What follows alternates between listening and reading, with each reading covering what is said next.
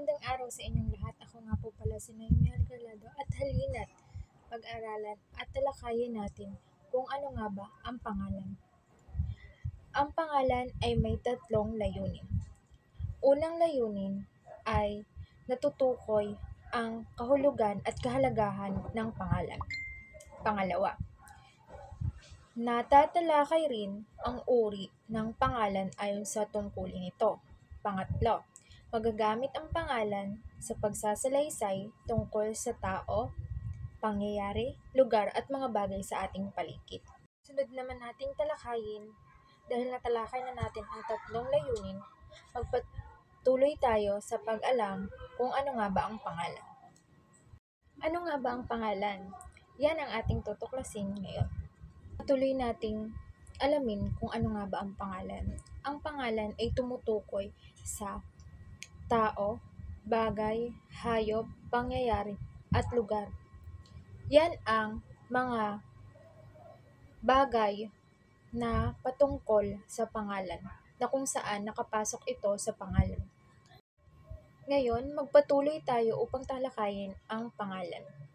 Kung ano nga ba ang mga halimbawa ng pangalan na tumutukoy sa tao, hayop, bagay, o mga inindang mga halimbawa.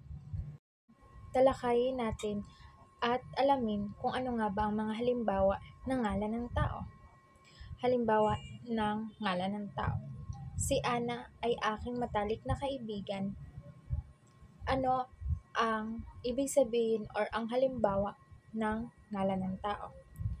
Ang ngalan ng tao dyan ay ang si Ana.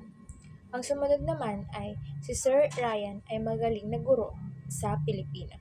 Alin ang halimbawa ng pangalan? Ang halimbawa ng ngalan dyan ay si Sir Ryan. Ito naman ang mga tinutukoy sa ngalan ng tao. Kaibigan, pinsan, ama, ina, at kapatid. Yan ang ibang halimbawa ng ngalan ng tao. Sunod naman nating talakayin ang halimbawa ng mga pangyayari. Unang pangyayari, ako ay magpapasko sa aking lola sa probinsya. Ang halimbawa doon ay magpapasko. Pangalawa, nagdiwang ang buong pamilya ni John ng bagong taon ng magkakasama. Ang pangalawang halimbawa doon ng pangyayari ay ang bagong taon. May mga pangyayari din dito na halimbawa ay mahal na araw, araw ng mga puso, buwan ng wika, bagong taon, Pasko, at iba pa. Ngayon naman, dumako naman tayo sa halimbawa ng mga bagay. Aklat, lapis, bola, upuan, at damit. Meron naman ako ditong inihandang halimbawa ng pangungusap. Si Carla ay gamit ang lapis na hiniram niya sa kanyang kaibigan.